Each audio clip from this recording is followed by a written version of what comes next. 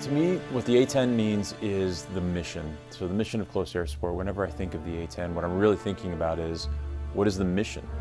At the end of the day, our flying was never about the aircraft, it was always about the infantry on the ground, that young soldier or Marine holding a rifle, and everything we did, all the training, all the time spent, all the perfection of becoming the best we could be, it was focused on that ability to be the best in the world at a mission like close air support. I think that sometimes it's easy to see the A-10 and only see one person in it, but the fact of the matter is that A-10 is lifted up by hundreds and thousands of maintainers that make sure that it flies. As we look forward into the future, as the next few years encompass kind of the divestment game plan, the legacy of the A-10 will be combat and the mission it's done and the goodness that it brought to the Air Force and to the other services. Over the last 30 years, it's just been an amazing piece of that entire system of weapons that we've used. Most maintainers that have worked the A-10 over the years, they don't want to see them go away. But I think a lot of people understand that there is a changing need in the Air Force. What I want people to remember about the A-10 from the maintenance perspective is the amount of people that put blood, sweat, and tears into the airframe. You know, when you send an A-10 fully loaded out to go do close air support for an important mission and they all come back empty, the maintainer sees it come back empty and goes, wow, we launched that thing full, we did that. For the people that are leaving or moving on because of the divestment, they'll go into other airframes, they'll get the training that they need to be successful moving forward in their careers and continue to do the mission and get the job done.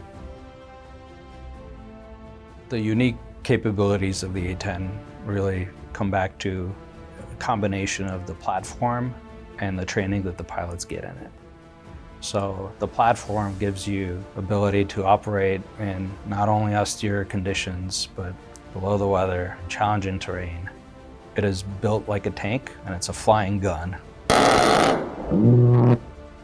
I've deployed 4 times flying the A-10, and every time you meet people on the chow hall that come up to you and then go, hey, I'm here today because of what your team did, what the A-10's done.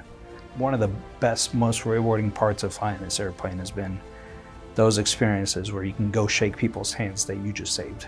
At the end of the day, we're saving the lives of our nation's sons and daughters. That's a very worthy cause for us to have had a chance to participate in over the many years.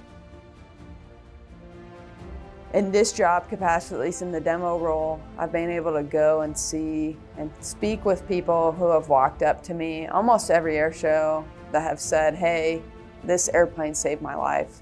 And seeing, grown men almost in tears from the experiences they've had, to be able to hear the whistle of the engines and know that their day is going to be okay just makes the reward of flying the airplane just that much better. I certainly had some dynamic missions down in Afghanistan, but honestly, for me, anytime I was able to come back, whether I employed or not, if I was able to get men and women on the ground from point A to point B, they were able to accomplish their mission and nobody was harmed because we were over top of them that entire time.